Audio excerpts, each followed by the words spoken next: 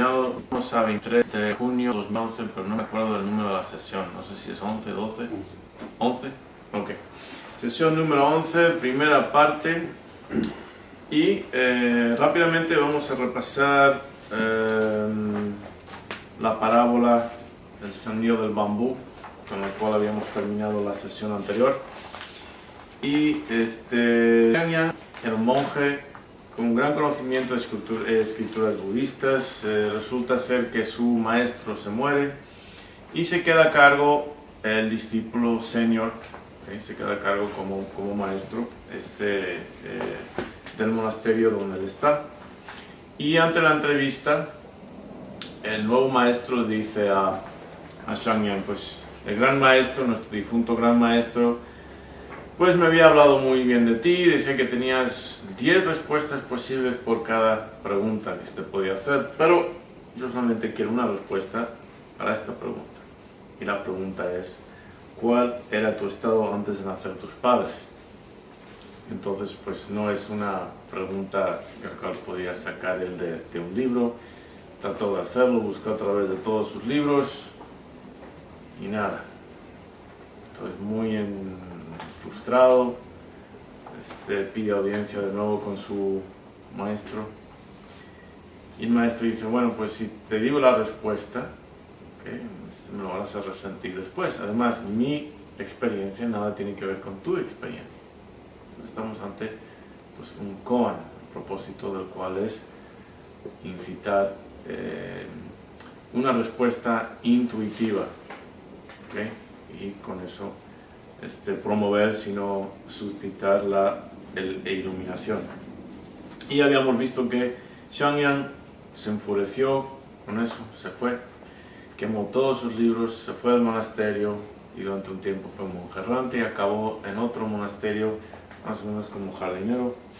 Y un día estaba cuidando del jardín cuando tiró una pieza de ¿qué? Loza o algo así.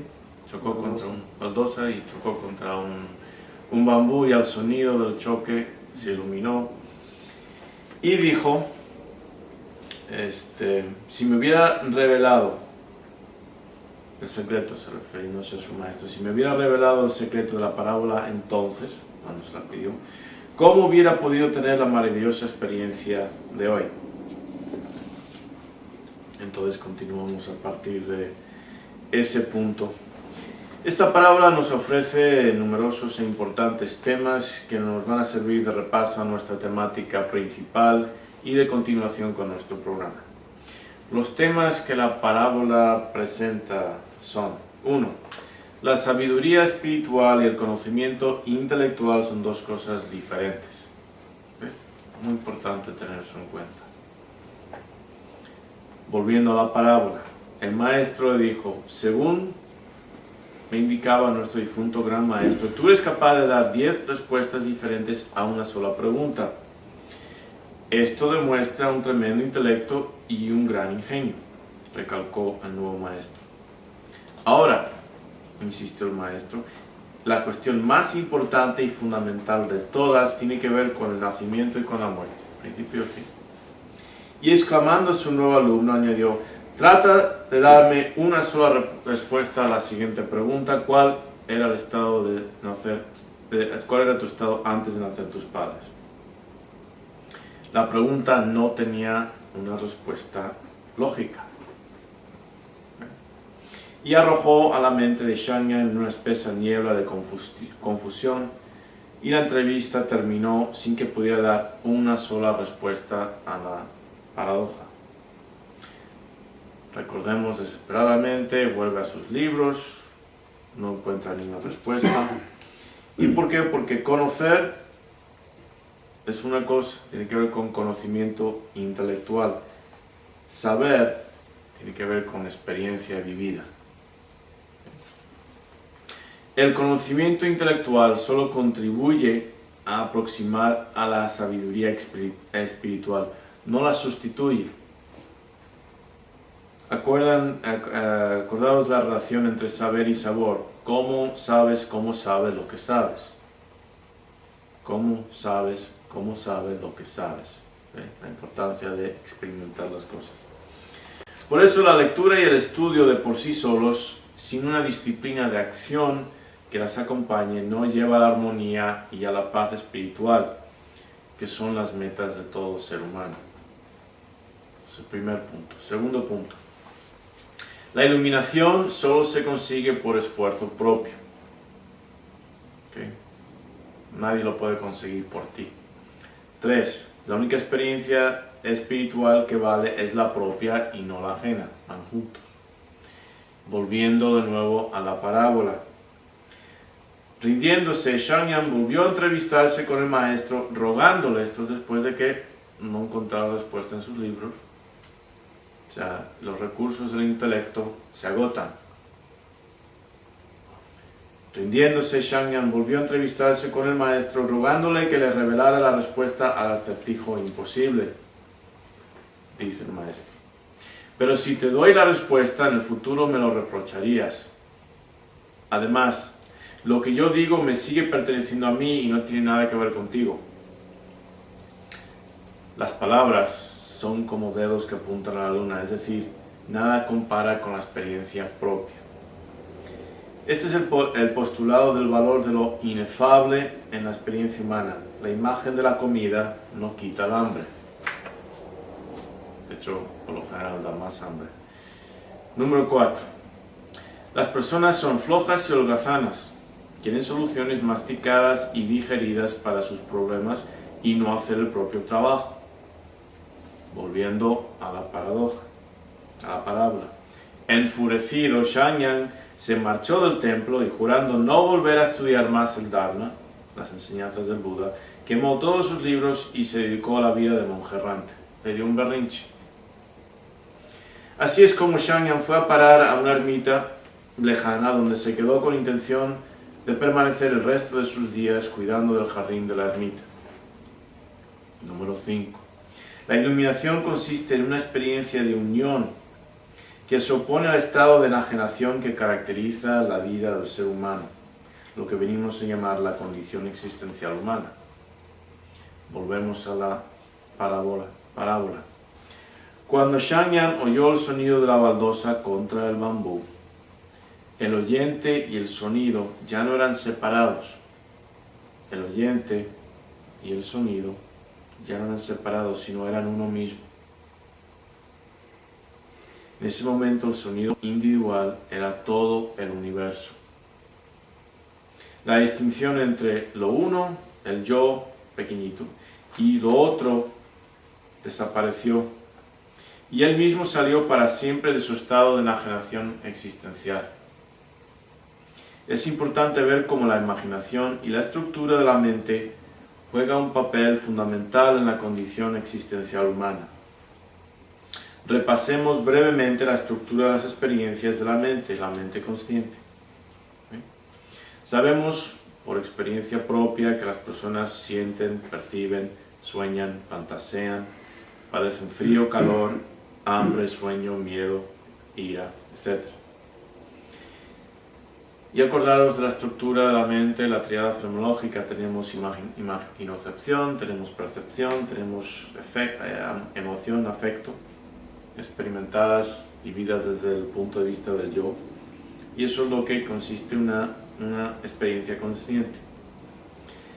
La imaginación se define como la experiencia mental de imágenes en todo plano sensual, visual, olfativo, auditivo, táctil, etc., que son producidas por el cerebro o la mente y no son el resultado directo de información de ningún aparato sensorial. Estoy simplemente repasando. Pero repasando ahora en el contexto de, hemos visto una parábola en la cual el individuo logra superar su estado, lo que llamamos la condición existencial humana, la enajenación que existe, que experimentamos. Vamos a ver cómo, de qué forma la imaginación contribuye tremendamente a esa enajenación, aumenta esa ilusión de separación entre yo, el individuo, y todo lo demás a mi alrededor, haciendo que yo crea que prácticamente existe una nave espacial de algún tipo que va por un universo independiente y aparte de todo lo que está sucediendo, pero no es así. La imaginación, continuamos, incluye memorias episódicas, fantasías, alucinaciones, sueños. Lo que podemos verificar directamente en nosotros mismos es que la mente humana divaga casi constantemente en la creación de imágenes, de imaginaciones, de fantasías, de memorias, de planes para el futuro, de simulaciones posibles para en diferentes escenarios, etc. La mente humana divaga a la creación de secuencias de imágenes mentales independientes de la información sobre el medio ambiente inmediato, o sea, independiente de la percepción. Eso lo llamamos imaginación. ¿Qué consiste la imaginación, que es tan importante para nosotros? Pues vamos a ver unas definiciones. Y tener en cuenta que todavía estamos pendiente de explicar la relación entre la imaginación y esta enajenación.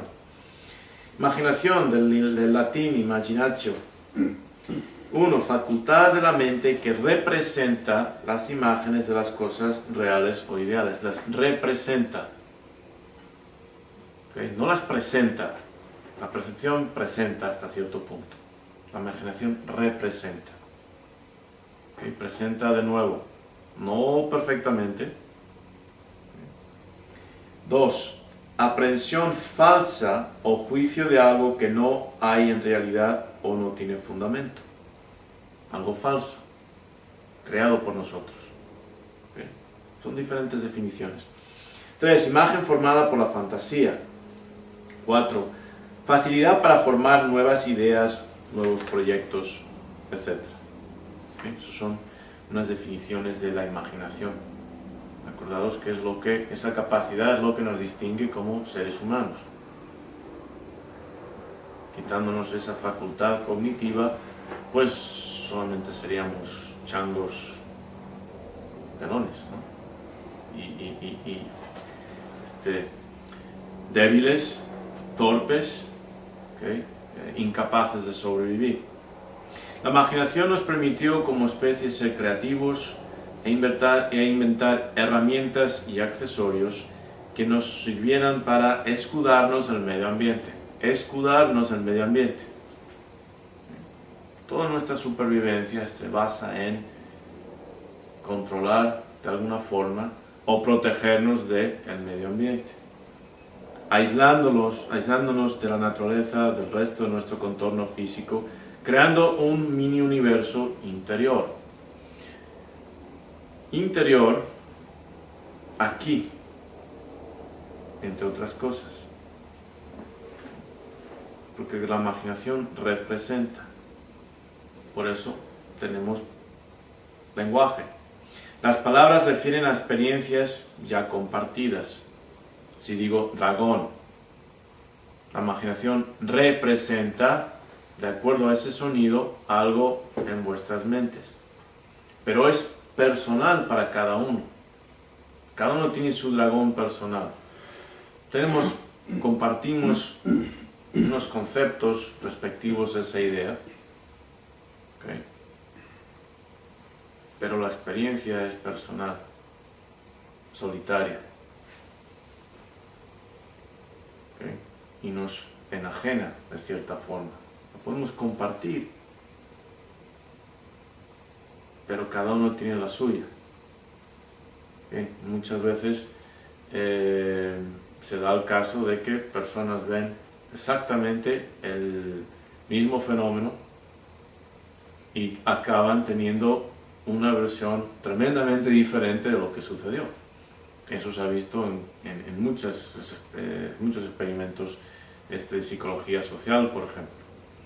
El mismo fenómeno y acaban experimentando algo muy diferente. ¿Por qué?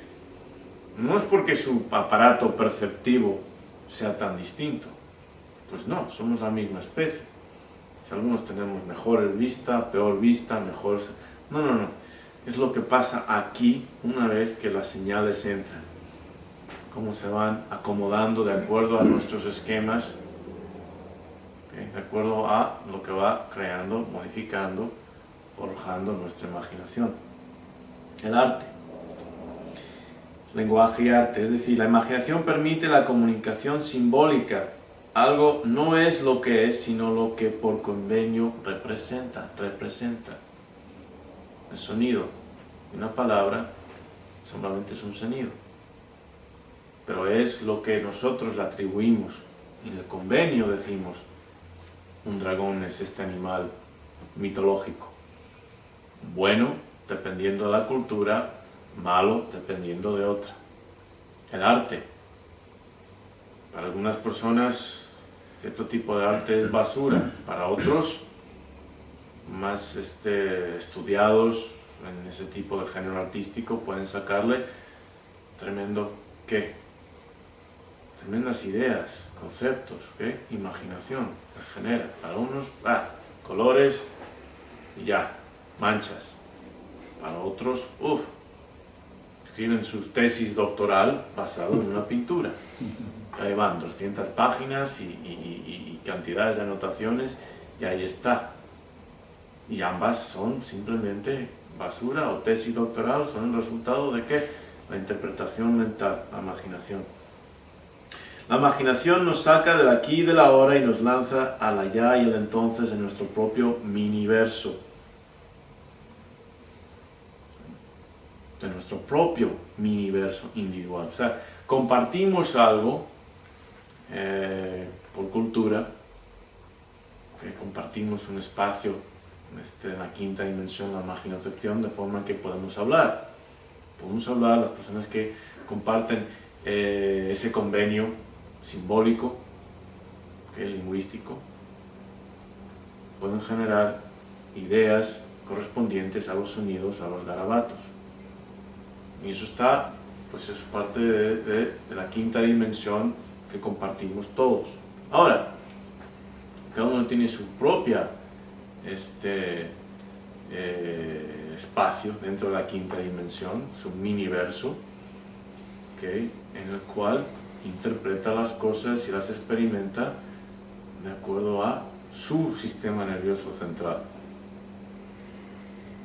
Pero eso nos separa de los demás, muchas veces, demasiadas veces. Por eso, pero ese proceso de resguardarnos del mundo exterior y de los demás nos separó de todos y de todo. Por eso tenemos que aprender a estar en el momento. El propósito de meditaciones de mindfulness, por ejemplo, es de reintegrarnos al aquí y al ahora, aprender a estar aquí. Muy difícil para el sistema nervioso central humano. Tiene que practicarlo.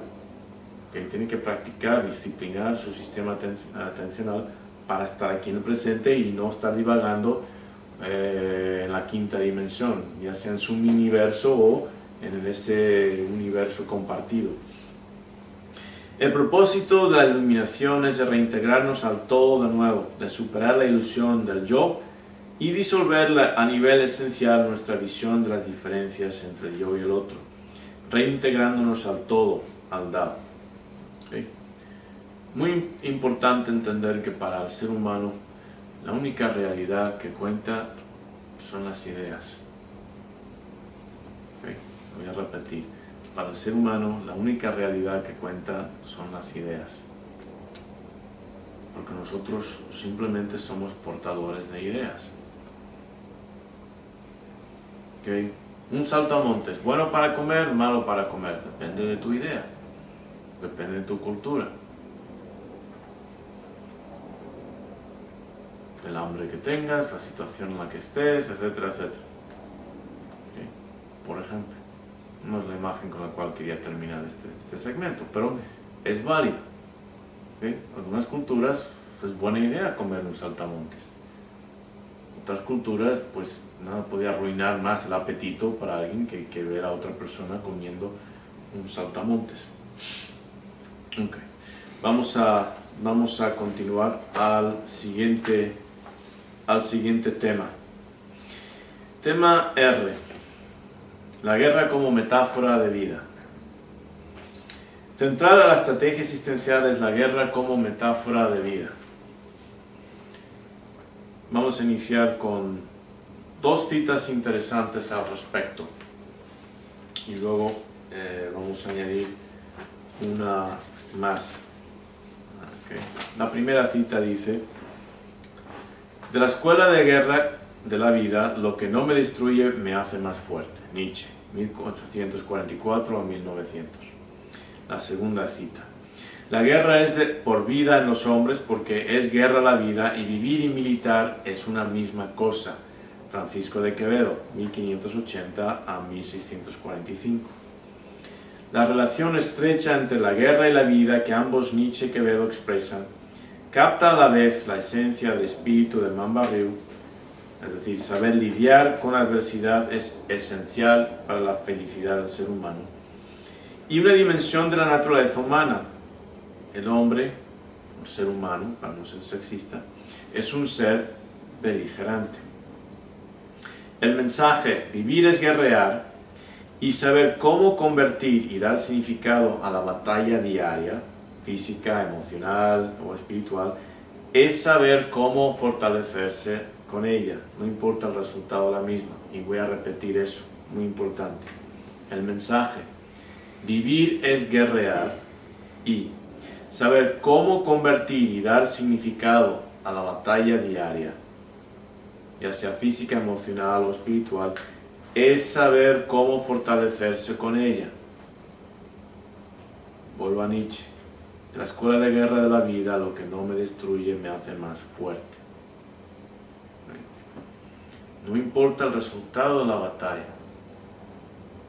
¿okay? Es cómo lidiamos con ella. Esta es la clave de la relación entre la adversidad y la espiritualidad, y es central al Dao de Mamba, a la estrategia existencial. Es interesante que dos autores de culturas y de épocas tan diferentes, Nietzsche, alemán de finales del siglo XIX, y Quevedo, español del siglo XVII, manifiesten actitudes tan similares ante la guerra y su relación con la condición existencial humana. Para comprender el verdadero significado de las palabras de estos grandes autores, no hace falta que entremos en una breve digresión temática sobre la relación entre la guerra y el progreso de la cultura y civilización mundial. Basta que reflexionemos un poco en los siguientes hechos que aplican casi universalmente. ¿Okay? 1. El idioma que habla un determinado pueblo es el resultado histórico de innumerables agresiones bélicas. A. ¿Por qué se habla español, castellano, para ser específicos, en casi toda la América Latina? B. ¿Por qué se habla castellano, un derivado del latín, y no árabe en España? 2. El conjunto de creencias, festividades y prácticas religiosas de un pueblo también es el resultado de conquistas, colonizaciones e imposiciones militares.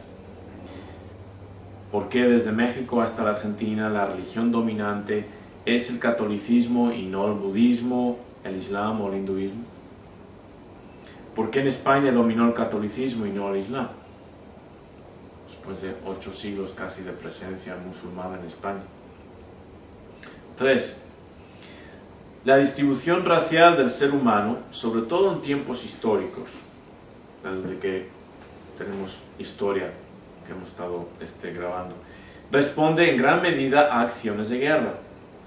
¿Por qué en México, al igual que en muchos países de Sudamérica, domina el mestizaje racial? ¿Por qué emigraron tantos europeos a las Américas a mediados del siglo XX? Guerras. La guerra es una de las fuerzas motrices que más han impulsado los cambios y las transformaciones de la humanidad en todas sus dimensiones, religiosas, raciales, culturales, tecnológicas, lingüísticas, etc. La guerra ha sido, tal vez junto con las plagas de enfermedades y los grandes cambios climáticos o geológicos, el factor que más ha afectado, influenciado, forjado, determinado la existencia del ser humano, sobre todo en cualquier momento de nuestra historia. De hecho, el primer postulado del arte de la guerra establece la importancia del estudio de este fenómeno tan ubicuo para la condición humana. Dice: el arte de la guerra, la estrategia, Es un asunto de una importancia vital para el Estado, la provincia de la vida y de la muerte, la vía que conduce a la supervivencia o al aniquilamiento. Es indispensable estudiarla a fondo. Maestro Sun. Con esta declaración, el Maestro Sun promulga la importancia del estudio de la estrategia para la supervivencia del Estado como unidad sociopolítica básica del ser humano. Por Estado podemos entender cualquier comunidad humana, aldea, pueblo, reino, principado, etc. Incluso cuando extendemos los conceptos de la estrategia más allá de la guerra, podemos concebir por Estado cualquier agrupación humana, un equipo, una empresa, una familia o un individuo. Podremos entretener, por lo tanto, la relevancia de la guerra dentro del ámbito de la existencia humana, su impacto directo e indirecto como factor externo que afecta a todos los aspectos de nuestra existencia. Pero otra forma de ver la guerra es como factor interno que refleja una realidad sombría de la naturaleza de nuestra especie. Desde esta perspectiva, la guerra física externaliza algo inherentemente beligerante del espíritu humano.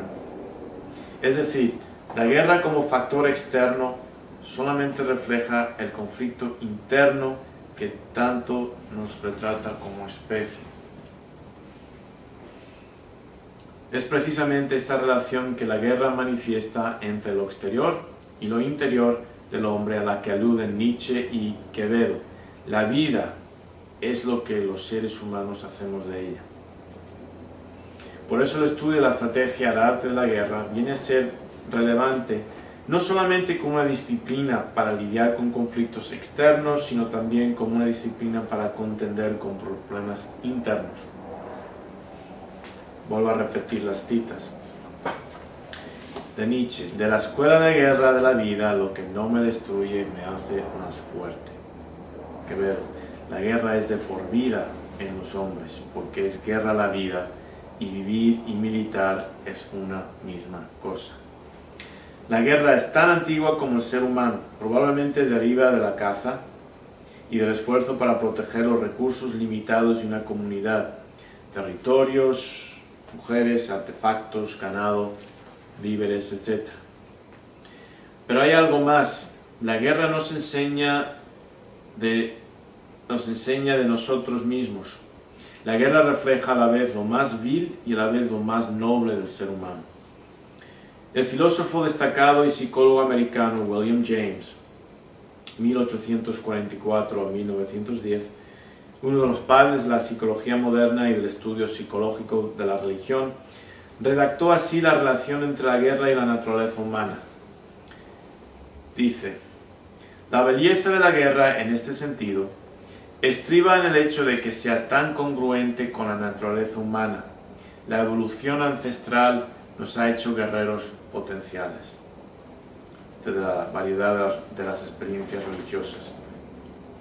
El contexto de la cita de William James es la forma en la que, tanto en la religión como en la guerra, los impulsos y la moral a menudo nos tira en direcciones opuestas, hasta el punto que podemos arriesgar la vida misma y suprimir el impulso a la supervivencia a favor de un ideal moral elevado.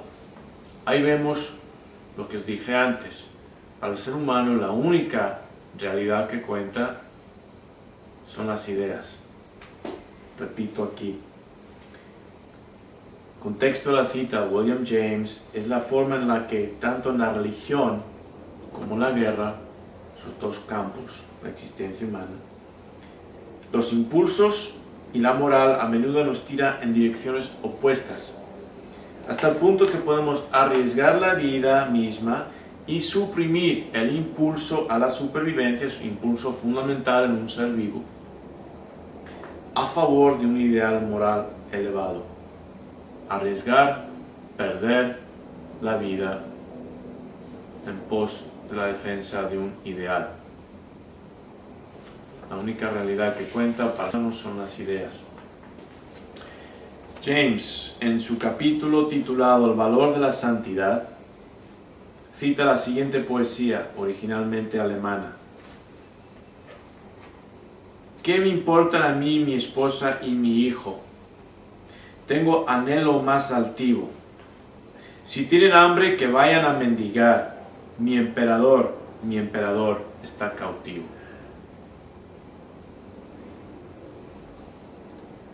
¿Qué me importan a mí mi esposa y mi hijo? Tengo anhelo más altivo. Si tienen hambre, que vayan a mendigar. Mi emperador está cautivo. ¿Okay? El emperador representando el jefe de la patria. ¿Okay? Ese es el punto.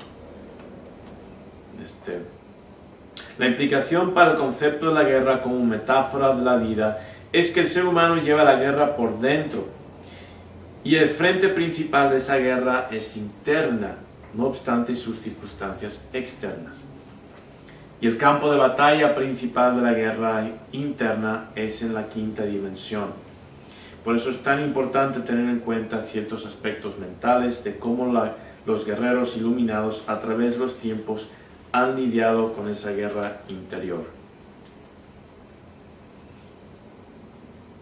Tema S. Aspectos de la mente y de la mentalidad del guerrero iluminado. ¿Cuánto tiempo tenemos, por favor? 31 minutos, Joel. ¿Es lo que queda? Sí. No, pues quizás terminemos hoy. Bien, tenemos diferentes conceptos. Hemos visto anteriormente el concepto de mente, Shin, Kokoro, que abarca, incluye, integra lo que llamamos corazón, espíritu, que puede ser algo así también como mente inconsciente, yo mayúsculas, la mente consciente, la personalidad, el carácter. Todos están integrados en el concepto de Shin, que es la parte inferior aquí. Yaiba más Shin, igual Nin. ¿Okay? Espíritu bajo filo. Yaiba, la parte superior, filo cortante de la espada. El Nin o Shinobi del ninjitsu. Es decir, un espíritu perseverante de superación ante la adversidad. Mamba Ryu, recuerdo, es un Ryu o tradición moderna de ninjitsu. Otro concepto muy importante, Heijoshin. Heijoshin, que Hei significa apaciguado, calmado, sereno. Yo, siempre constante. Shin, mente, espíritu, corazón, es decir, mente siempre serena. Una mente que mantiene la serenidad, la calma, no importan las circunstancias. Y en términos de nuestros programas, os acordaréis o será familiar este lema, aprenda a quietar los remolinos de la mente y en la inexorable batalla diaria de la vida encuentre sosiego en el cansancio, ánimo en la desesperación y refugio en la tempestad. Eso se refiere a Heijoshin. Mushin, también conocido como Mushin no Shin. Mente, sin pensamiento, o no mente. Mitsun tiene dos conceptos relacionados. Está el Mitsu no Kokoro, mente de agua. Okay. Mente de agua. Acción sin pensamiento consciente. Mu significa nada, sin. Shin, mente. Aquí se refiere sin mente consciente. Aquí en esta parte, sin mente consciente. En el cual el yo mayúsculas, la mente inconsciente, okay, se manifiesta, se expresa. Shoshin, primeramente o mente original, mente principiante, también se conoce como mente de Zen. Es la mente, la actitud mental de ver una cosa como primera vez, sin perjuicios, sin conocimiento anterior, simplemente ahí está. Lo miras, lo analizas como si nunca lo habías visto antes, ¿okay? Por primera vez, dejando aparte tus conclusiones previas. Muy importante. Zanshin, estado mental de concentración antes, durante y después de ejecutar una técnica en la que se mantiene una conexión con el oponente o compañero, real o intencionado. Es el estado de atención constante del guerrero. Podríamos referirlo en términos de semper paratus.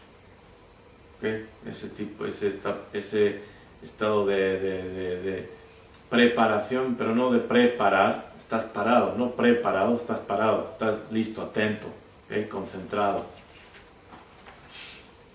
conectado también, muy importante el zanshin. Cuando en las catas, cuando se hacen catas, el zanshin es una cualidad, una característica en la cual los maestros puntuaban mucho. Al final de la cata al final haces la cata, la serie de movimientos y luego tienes un momento de reposo al final, y ponían mucho énfasis en el zanshin, porque el zanshin era en ese momento donde podías expresar, sentir, se veía si lo tenías o no, ¿okay? La conexión, la intensidad que tú tenías. Y en la kata, para muchos maestros, es la parte más importante. Es el final, el zanshin, para el acabado perfecto, que estaré concentrado, presente. Fudoshin, mente inmutable, inmovible, fija, firme y resoluta. Estado mental normalmente durante adversidades en el cual uno no se deja alterar por las circunstancias internas o externas. Hemos hablado de Kaizen.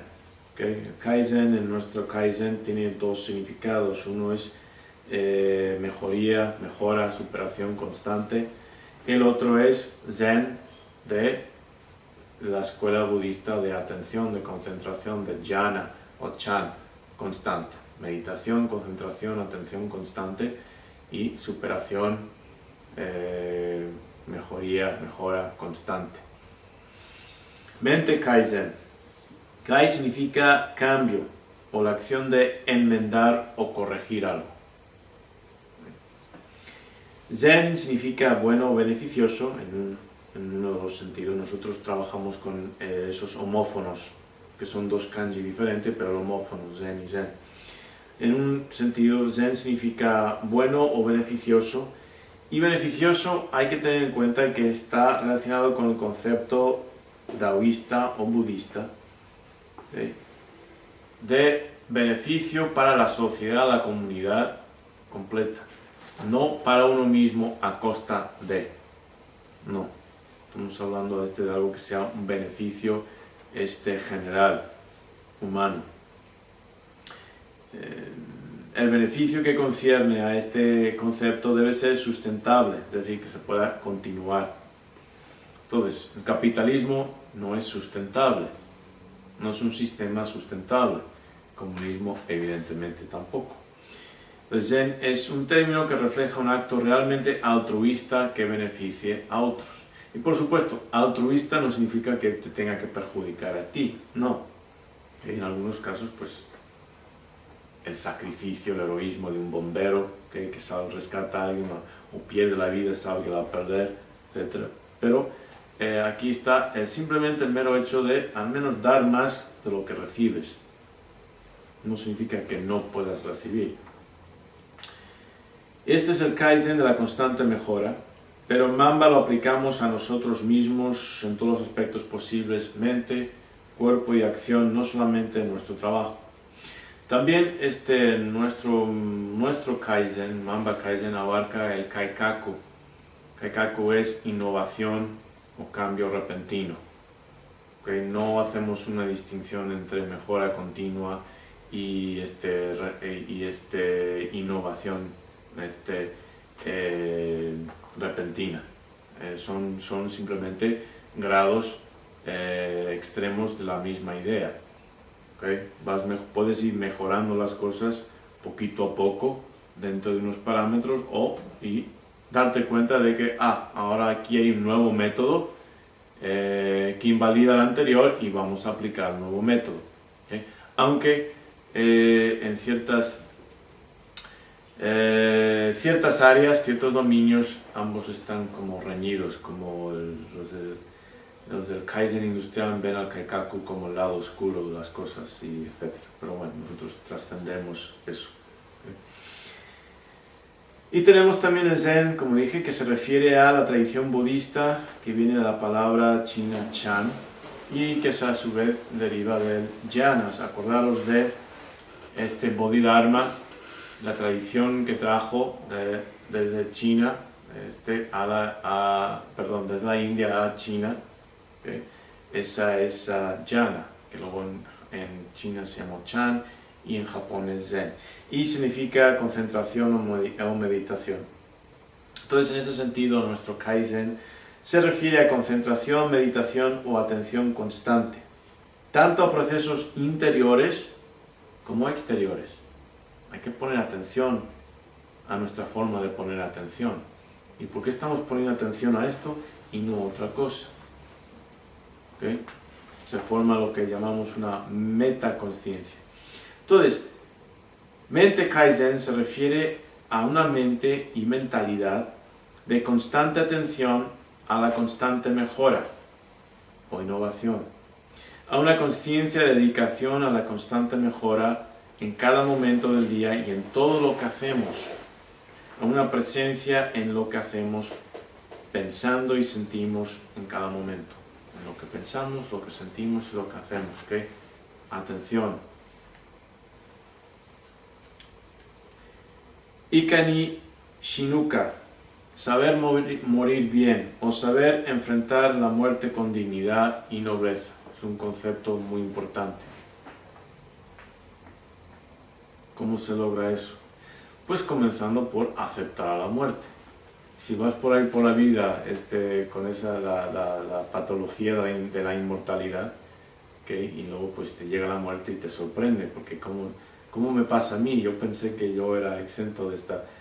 No, ¿okay? Comienza con aceptar a la muerte como algo inevitable, simplemente cuestión de tiempo, y tener esta idea presente en todo momento, Ikani Shinuka, y cuando llegue el momento, encararse con dignidad y daros cuenta de que ese momento, en muchos casos, representa toda la vida. Cómo nos encaramos con la muerte representa cómo hemos vivido y lo que ha significado nuestra vida. Sócrates nos dio ese ejemplo. Cuando Sócrates le acusaron de haber pervertido la juventud y no haber hecho los rituales apropiados para los dioses, le condenaron a morir, y todo el mundo sabía que el juicio, todo pues era simplemente los cargos eran falsos, etc. No reflejaba, no había justicia y todos lo sabían, los jueces, los testigos, todo. Simplemente pues se le había fastidiado a demasiada gente con su filosofía, su hábito de preguntar a las personas, si hablaban de justicia, les preguntaban, bueno, pues explícame qué significa justicia para ti. Pues ¿cómo va a aplicar justicia si no sabe lo que es justicia? Etcétera, etcétera. Y entonces, pues, como todos sabían que no había justicia ni en el juicio, ni el dictamen, ni eso, pues la celda está abierta, todos estaban esperando a que se fuera. Simplemente sus amigos venían, la visitaban, y mira, todo el mundo sabe que fue una farsa, todo el mundo sabe, simplemente están hartos de ti y te vas durante un tiempo, y fíjate, los guardias saben y te vas, todo está abierto, te vas, no hay problema, vuelves en unos años y volverás un héroe. Y él dijo, no, si yo hiciera eso sería denegar todo por lo que he vivido. ¿Sí? Yo propuse mis argumentos y mis argumentos fallaron, etc. Y de hecho pues se le recuerda, se le respeta, por lo menos tanto por esa decisión que tomó como por las aportaciones filosóficas, porque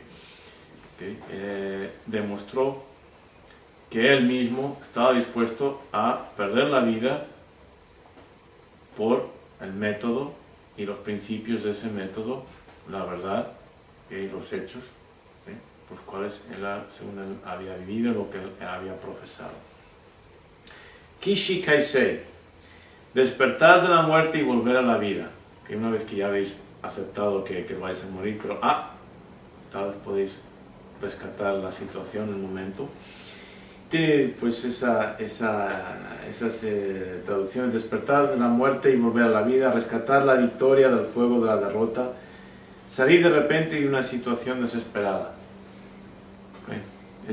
Pero para eso hace falta en la situación tener una mente bien calmada y bien serena para ver las oportunidades y no dejarse llevar por el pánico. Y Iki ni Shinuka y Kishi Kaisei, por supuesto, van juntos. Van juntos. Si te entra el pánico, pues no vas a ver las oportunidades para rescatarte. O sea, por una parte puede parecer paradójico.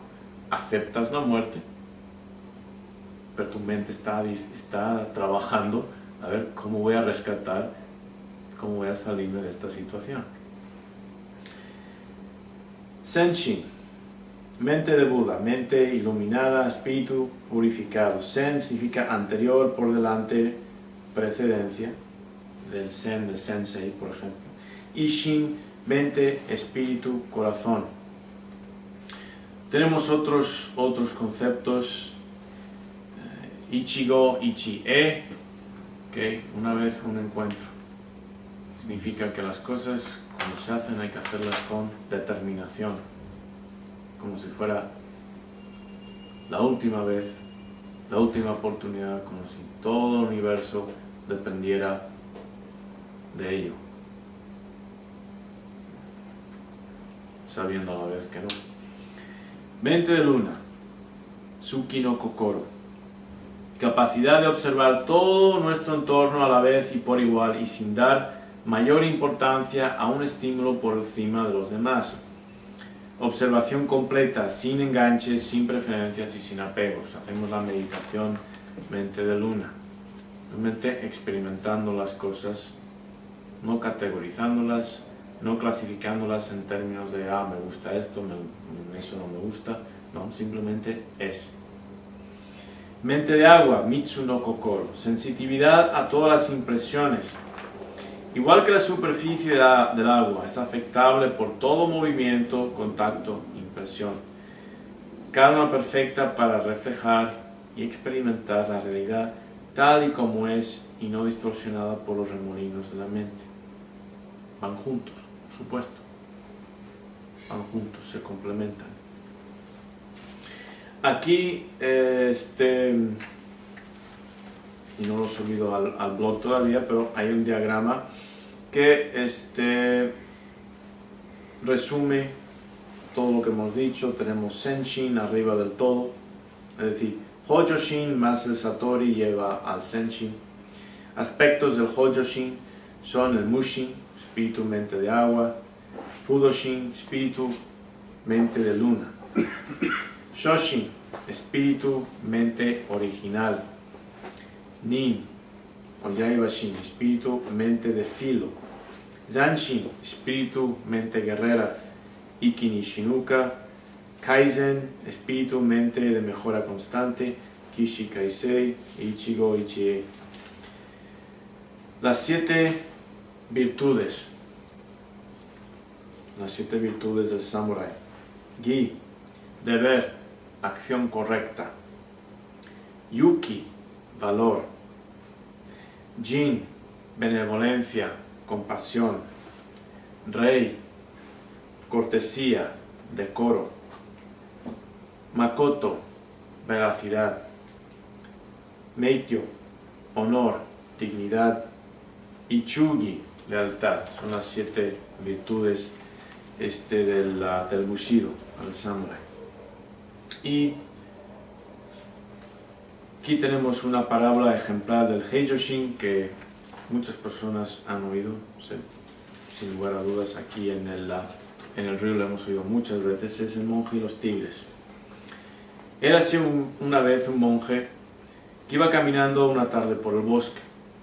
De pronto se vio acosado por un tigre y para huir tuvo que tirarse por el borde de un precipicio agarrado de una liana.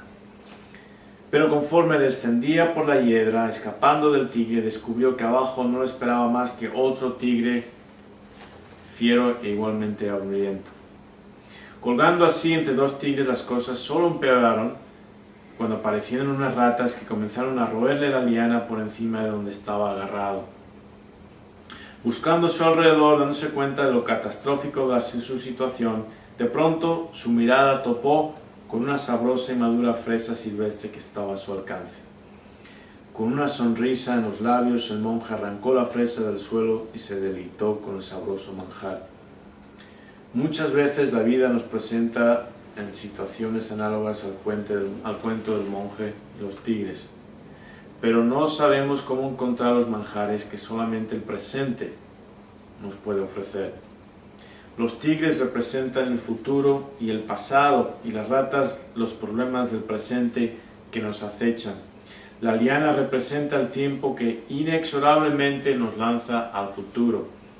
Solamente con una disciplina mental férrea, con la espada del samurái, lograremos encontrar las fresas del frente bajo tales situaciones de asedio.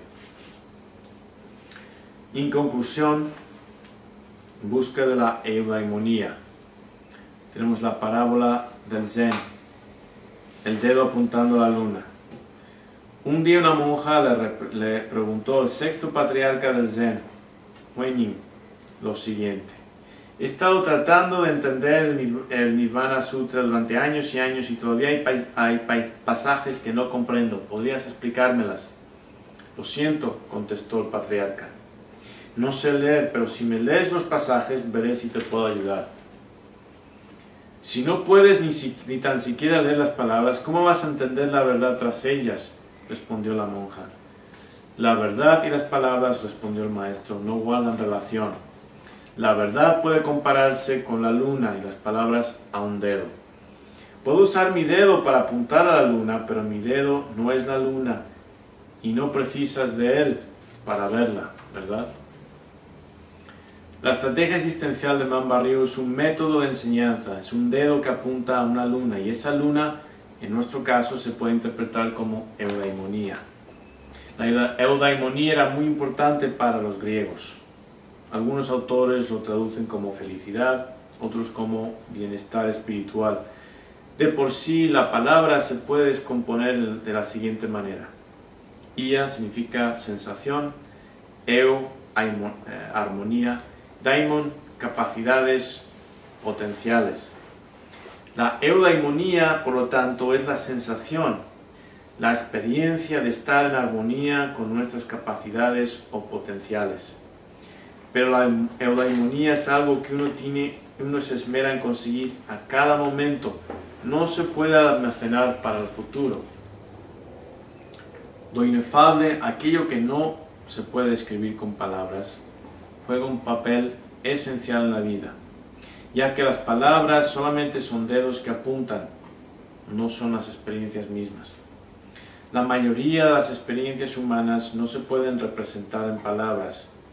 O sea, no se pueden representar en palabras. El amor, el dolor, el placer, el sabor de una fresa o de un beso. Las palabras solamente nos sirven para apuntar a las experiencias, no son las experiencias mismas.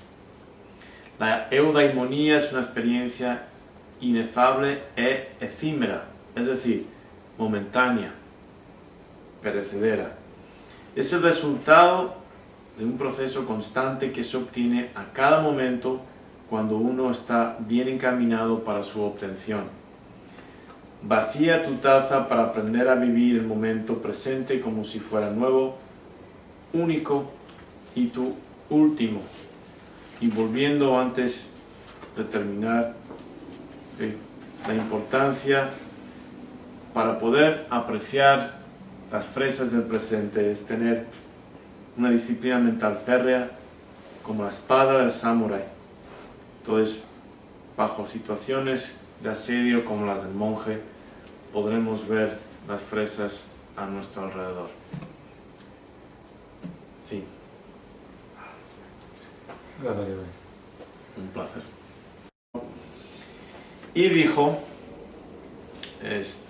si me hubiera revelado el secreto, se refiriéndose a su maestro, si me hubiera revelado el secreto de la parábola entonces, cuando se la pidió, ¿cómo hubiera podido tener la maravillosa experiencia de hoy? Entonces continuamos a partir de ese punto. Esta parábola nos ofrece numerosos e importantes temas que nos van a servir de repaso a nuestra temática principal y de continuación con nuestro programa. Los temas que la parábola presenta son: 1. La sabiduría espiritual y el conocimiento intelectual son dos cosas diferentes. Muy importante tener eso en cuenta. Volviendo a la parábola, el maestro le dijo: según me indicaba nuestro difunto gran maestro, tú eres capaz de dar 10 respuestas diferentes a una sola pregunta. Esto demuestra un tremendo intelecto y un gran ingenio, recalcó el nuevo maestro. Ahora, insistió el maestro, la cuestión más importante y fundamental de todas tiene que ver con el nacimiento y con la muerte, principio y fin. Y exclamando a su nuevo alumno, añadió: trata de darme una sola respuesta a la siguiente pregunta: ¿cuál era tu estado antes de nacer tus padres? La pregunta no tenía una respuesta lógica y arrojó a la mente de Shangyan en una espesa niebla de confusión, y la entrevista terminó sin que pudiera dar una sola respuesta a la paradoja. Recordemos, desesperadamente vuelve a sus libros, no encuentra ninguna respuesta.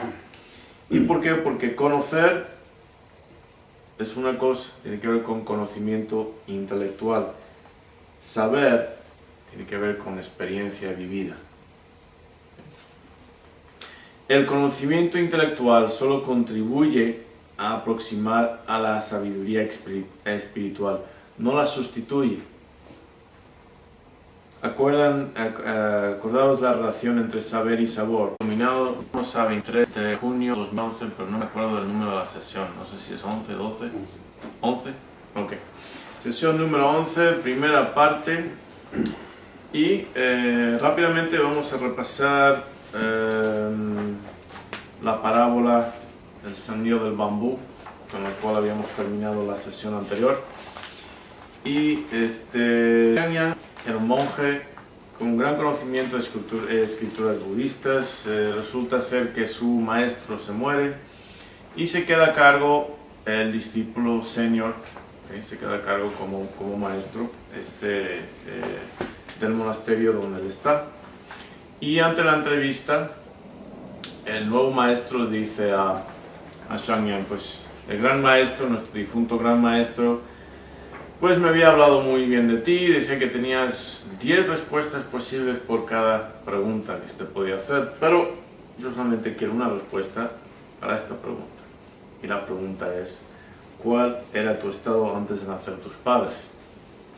Entonces, pues no es una pregunta que podría sacar él de un libro. Trató de hacerlo, buscó a través de todos sus libros y nada. Entonces, muy frustrado, pide audiencia de nuevo con su maestro. Y el maestro dice: bueno, pues si te digo la respuesta, me lo vas a resentir después. Además, mi experiencia nada tiene que ver con tu experiencia. Estamos ante pues, un koan, el propósito del cual es incitar una respuesta intuitiva, y con eso promover, sino suscitar la iluminación. Y habíamos visto que Shangyan se enfureció con eso, se fue, quemó todos sus libros, se fue al monasterio y durante un tiempo fue monje errante y acabó en otro monasterio, más o menos como jardinero. Y un día estaba cuidando del jardín cuando tiró una pieza de ¿qué? Loza o algo así. Chocó contra un baldosa y chocó contra un bambú, y al sonido del choque se iluminó. ¿Cómo sabes lo que sabes? ¿Cómo sabes lo que sabes? La importancia de experimentar las cosas. Por eso la lectura y el estudio de por sí solos, sin una disciplina de acción, que las acompañe no lleva a la armonía y a la paz espiritual, que son las metas de todo ser humano. Es el primer punto. Segundo punto. La iluminación solo se consigue por esfuerzo propio. ¿Okay? Nadie lo puede conseguir por ti. 3. La única experiencia espiritual que vale es la propia y no la ajena. Van juntos. Volviendo de nuevo a la parábola. Rindiéndose, Shangyan volvió a entrevistarse con el maestro, rogándole, esto después de que no encontraba respuesta en sus libros. O sea, los recursos del intelecto se agotan. Rindiéndose, Shangyan volvió a entrevistarse con el maestro, rogándole que le revelara la respuesta al acertijo imposible. Dice el maestro. Pero si te doy la respuesta,